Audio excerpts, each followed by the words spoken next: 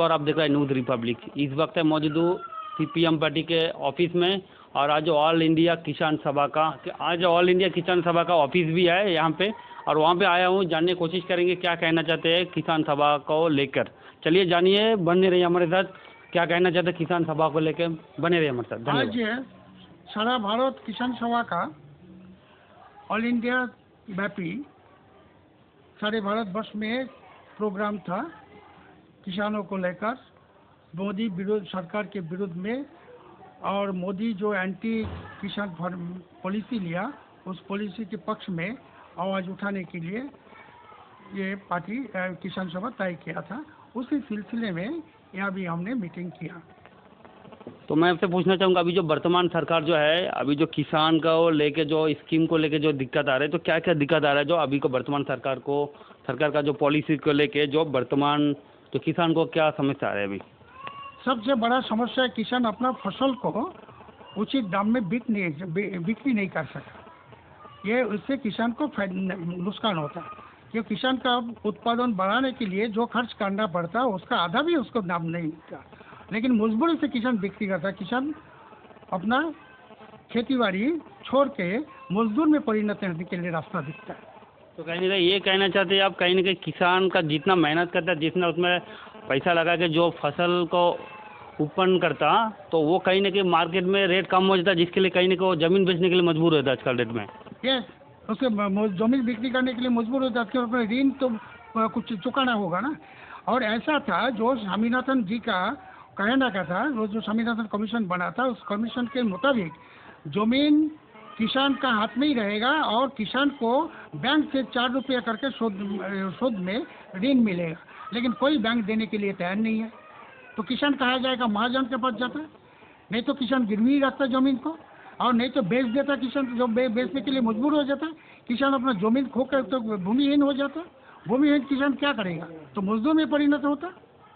Sir इसमें और एक बात मैं पूछना चाहूँगा, जैसे कि देखिए डिगलीपुर में सबसे ज़्यादा किसान है जो पैडी लैंड है। आज का डेट में देखा जा रहा है, पैडी लैंड को कहीं ना कहीं सरकार एक पॉलिसी को यहाँ पे अपना रहा है, जैसे कि हम लोग कहते हैं घुमा के कान पकड़ना, तो कहते हैं घुमा के कान पकड़ना। तो यहाँ पे हो रहा है कि पैडी लैंड को रजिस्ट्रेशन का नाम पे प्लॉटिंग हो रहा है। कैसा हो रहा है, एक व्यक्ति जैसा रहते हैं, एक व्यक्ति 10-15 लोग मिलकर 15 बीघा ज़मीन को खरीद रहे। खरीदने के बाद उसी को मैप को डिज़ाइन बना के उसको हम देखा गया व्हाट्सअप में कई जगह पब्लिश हो रहा है कि सेल फॉर प्लॉट। लेकिन सरकार का रूल के हिसाब से उसमें हो रहा है क्या, ये मुडिशन पार्टीशन सब डिविजन होता, वो प्लॉटिंग का नाम नहीं दे रहे हैं, लेकिन वो होने के बाद नाम में होने के बाद उसको प्लॉटिंग का नाम में सेल किया जा रहा है। तो इस तरह से अगर लगातार ऐसा पैडी लैंड का साथ इस तरह अगर सेल किया जाएगा तो आने वाला कल में ना किसान बचेगा ना पैडी लैंड बचेगा। क्या कहना चाहते हैं इसमें? इसमें तो किसान अपना मजबूरी से ज़मीन को बिक्री करने के लिए मजबूर हो जाता। क्यों? उसका जब ऋण में फंस जाते, कर्ज में फंस जाते, कर्ज में फंस जाने के बाद तो किसान क्या करेंगे? किसान अपने को जीने का रास्ता देखते, जहाँ रास्ता देखने के लिए तो ज़मीन बेचना सब शुरू कर देते, बेचना शुरू हो जाते। और जब उसको बेचने के बाद लेकिन एडमिनिस्ट्रेशन के हम लोग किसान सभा की ओर से बार बार बोला, ये किसान का हाथ से ज़मीन छीनने के कभी रास्ता बंद मत करो, किसान को ज़मीन अपना रखने के लिए और रजिस्ट्रेशन से बंद करो। लेकिन किसान वो सुनते हो, वो एडमिनिस्ट्रेशन मानने के लिए तैयार नहीं है। इसके लिए कोई बार एप्लीकेशन भी दिया गया किसान सभा की ओर से, ज़मीन बेचना नहीं है, बेचने का परमिशन नहीं देना चाहिए। बगैर परमिशन से ज़मीन नहीं बेच सकता कोई, लेकिन परमिशन सरकार दे देते। सरकार दे के तो सरकार ये रास्ता बनाते हैं। जैसे सारा अंडमान में ये पहले जो कैदी लोग का हाथ में ज़मीन था, सारे ज़मीन इसी तरह ख़त्म हो गया। और ये भी सेटलर लोगों का भी ज़मीन भी इसी तरह नाश हो जाएगा। एक दिन आएगा जो सभी किसान अपना किसानी छोड़कर ये मजदूर में परिणत होगा। तो आप यही कहना चाहते हैं कि किसान को, हमारा एडमिनिस्ट्रेशन को किसान को सपोर्ट करना चाहिए ताकि फसल उगाने के लिए जो स्कीम वो किसान तक पहुंचाना चाहिए कहीं ना कहीं। अगर ये नहीं करेंगे और उनको कहीं ना कहीं सब्सिडी भी देना चाहिए ताकि उनको खर्चा कम हो और प्रॉफिट ज़्यादा हो फसल में। कहीं ना कहीं अगर ऐसा करेंगे तो कहीं ना कहीं ज़मीन उसके हाथ में रहेगा, कहीं ना कहीं किसान बचे रहेगा। ये तो हमने बार बार बोलता है, जो स्वामीनाथन का ये पॉलिसी लागू करो और किसान का ज़मीन करने के लिए मौका दो। किसान ये 4 रुपये करके सूद में बैंक से ऋण मिलेगा, तो किसान अपना जमीन करेंगे, उसके लिए किसी के पास हाथ फैलाने की ज़रूरत नहीं होगा। और किसान का फसल बाजार में लाने से उसका जो मजदूरी हुआ और मजदूरी को लेकर ये किसान जो उत्पादन करने के लिए जितना पैसा खर्च किया उसका डेरा उसको मिला, तो जाके किसान का कोई नुकसान नहीं होगा। किसान अपना अपनी जमीन करना शुरू करेंगे, अपना जमीन करेंगे तो खुशहाली आएगा, समृद्धि होगा देश का। ये तो हमारा बात है। देश का समृद्धि करने के लिए किसान चाहिए। किसान नहीं रहेगा, ये जो अन्नदाता नहीं रहेगा तो हम तो भूखा मर जाएंगे। ये सारे अंडमान का बात लीजिए, अंडमान में यदि कोई ऐसा नफरत ना आ जाए, यदि कोई जहाज आना बंद कर दिया जाए, अभी जो पुंडी जहाज से यहाँ चलते हैं, बाजार में बिकते हैं, लोग खरीद के खाने के लिए मजबूर हो जाते। क्यों? यहाँ फसल पहले तो यहाँ धान पैदा होता था, डिगलीपुर से लेकर अपना पुरुलिया सारे जगह पे धान पैदा होता था। ये अभी धान पैदा बंद कर दिया। अभी किसान कहाँ गया? और जहाँ लाभ देखता है किसी फसल भगाने से लाभ होगा, अभी कमर्शियल प्लांटेशन में चले गया।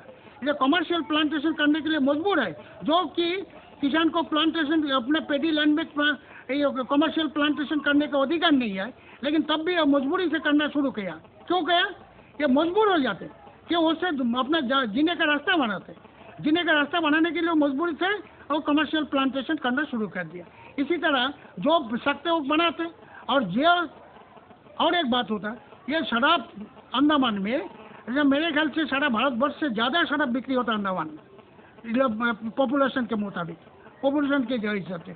और ये शराब से, नशाबंदी से लोगों को जब शामिल कर दिया गया, ये सरकार और इसमें हेल्प किया, सरकार इसमें हेल्प किया। यदि प्राइवेट ये सरकार पहले से शुरू करते अपना रूल को ठीक तरह से लागू करते थे नशाबंदी के विरुद्ध में, हम लोग कई बार आवाज़ उठाए नशाबंदी करो, ये खत्म हो जाते, अपना परिवार शेष हो जाते, तो रास्ता में भिखारी बन जाते, मजदूर हो जाते, बनना पड़ता। लेकिन मजदूरी भी नहीं कर पाते हो, तो अभी ये भिखारी बनाने की व्यवस्था सरकारी बना देते। इसके बंद करने चाहिए। ये जो मोदी सरकार है कि और भी इसको उजाला कर दिया। मोदी तो अभी ये बोल रहे हैं, बड़े बड़े नेशनल मीडिया में आ रहे हैं कि जय जवान जय किसान। तो किसान का नारा लेके जब वो हमें वोट मांगते हैं किसान से, तो जय जवान जय किसान, तो क्या बोलना चाहते हैं? नारा कहाँ तक सही है? ये जो नारा है उनका, ये तो इस नारा को कामयाबी कर नहीं सकते हो। ये नारा तो जय जवान जय किसान, ये नारा तो लाल बहादुर शास्त्री का है।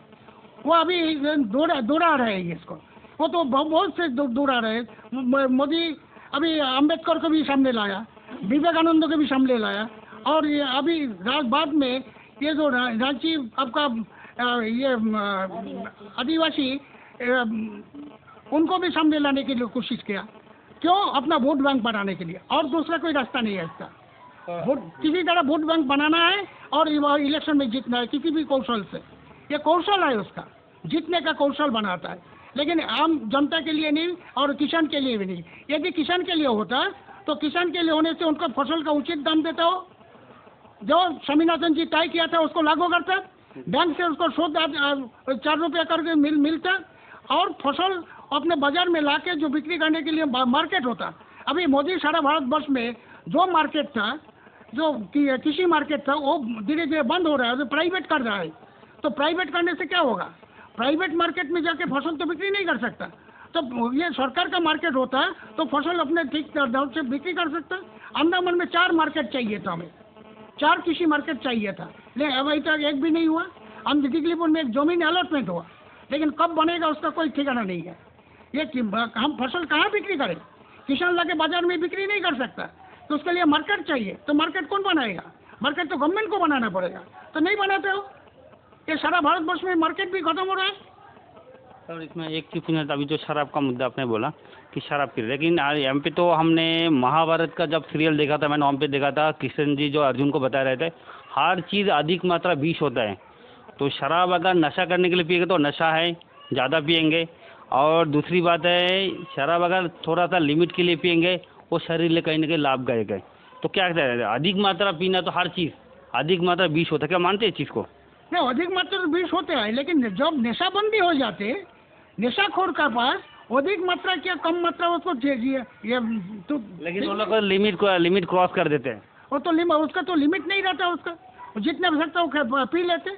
तो कहीं ना कहीं ये अच्छा सूझबूझ तो मतलब आम जनता के अंदर होना चाहिए कि मुझे कितना पीने से मुझे नशा होगा, अपना जो लिमिट उनको जानना चाहिए या सरकार को जानना चाहिए इसमें?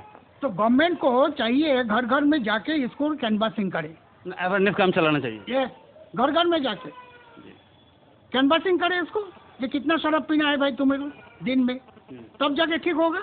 ये तो नहीं करेगा गवर्नमेंट। हाँ, तुम पियो मरो उसमें, तो गवर्नमेंट का कुछ नहीं आता था। अभी तो ऐसा भी है जो शराब पी के मर जाने से उसको मुआवजा मिलता, शराब पी के मर जाने से भी मुआवजा मिलता, तो शराब क्यों नहीं पिएगा? देखिए, अंडमान में मैक्सिमम तो किसान है, और किसानों का सबसे बड़ा समस्या है जो उनका हाथ में एक टुकड़ा जमीन होना चाहिए, वो नहीं है। मजबूरन हजारों लोग सरकारी जमीन को कब्जा करके इन्वेस्टमेंट करके बैठे हुए हैं। 1978 का पहले से बैठे हुए हैं, लेकिन आज तक सारे जो इनक्रोचर है उनको जमीन का जो समस्या है वो आज तक उसको निपटाया नहीं किया, अभी भी अधूरा है। कुछ लोगों को जमीन का एक लाइसेंस दिया हुआ है, लेकिन उसका पट्टा नहीं दिया। बिना पट्टा का उसका क्या वैल्यू है? जब सरकारी सुविधा मिलता है किसानों का, तो ज़मीन का पट्टा दिखाना पड़ता है। अगर किसी को खाद खरीदना है, कोई कीटनाशक खरीदना है, तो ज़मीन का पट्टा चाहिए, लेकिन वो फैसिलिटी से वंचित है। और सरकार जब बदलाव आया, जब 99 में, तो LK आडवाणी एक गाइडलाइन दिया था कि 93 तक जो भी किसान जहाँ पे बैठे हुए हैं उनको सारे जो कमर्शियल जो फैसिलिटीज़ है वो मिलना चाहिए, जैसे पानी, बिजली वगैरह, और उनको ज़मीन का पट्टा भी देना चाहिए। लेकिन आज तक वो अधूरा रह गया। तो हमारा किसान सभा का ओर से ये डिमांड है कि सबको 2003 तक जो भी जहाँ बैठे हुए हैं उनको रेगुलाइज करना चाहिए। और जो लैंड पर जो इसके पास घर नहीं है, किराया घर में रहता है, बहुत सारे हजारों लोग हैं अंडमान में और नॉर्थ मिडिल में, उनको कम से कम एक हाउस सेट दिया जाए, तभी जाके कम से कम थोड़ा राहत मिल सकता है। कि हमारा किसान सभा का ओर से पूरा ना मांगे, आज भी हम वही मांग को लेकर के आंदोलन कर रहा है। अब यही कहना चाहते हैं कि कुछ लोग जो इंक्रोचमेंट किया, जिन्हें एक परमिट दिया गया और उसके बाद उनको ज़मीन नहीं दिया गया, तो उनके लिए भी आवाज़ उठाना चाहते हैं। हाँ बिल्कुल, क्योंकि उनको पट्टा मिलना चाहिए, रिकॉर्डेड मैप मिलना चाहिए, लेकिन आज तक दिया नहीं। एक मामूली सा एक आपको लाइसेंस दे के रखा है। तो मैं यही पूछना चाहता हूँ, क्या उसी ज़मीन में क्या मोदी सरकार का जो योजना है, जल नल योजना, वो नल पहुँचा वहाँ पे अभी? नहीं, वो कुछ जगह में कुछ काम किया है, लेकिन प्रोपरली अभी सबके लिए जीवन धारा जो जल योजना है वो अभी भी चालू आ रहा है, सारे जगह में कंप्लीट नहीं हुआ। अभी भी पानी का बहुत बड़ा समस्या है। प्रॉपर डिगलीपुर में देखिए, जहाँ डिगलीपुर में मैं अभी तो देखा कुछ दिन पहले, हर घर नल बिना जल का मिला, मतलब विदाउट जल का बिना नल पहुंच गया, लेकिन उस नल में पानी नहीं है, वो तो मैंने दिखाया है। तो पाइप तो पहुंच गया बहुत घर में, लेकिन बिना पानी का। तो ये आपका गाँव में भी सेम इश्यूज है क्या? हाँ बिल्कुल, नल है तो पानी भी होना चाहिए, लेकिन ये प्रधानमंत्री का जो योजना है तो नल का नहीं, पानी भी उसको होना चाहिए, तो नहीं है, अभी भी अधूरा पड़ा है। पैसा कहाँ से कहाँ गायब हो जाता है, क्या होता है पता नहीं। एडमिनिस्ट्रेशन को हम लोगों को लिखित रूप में भी दिया है कि इसको ऊपर में एक्शन होना चाहिए।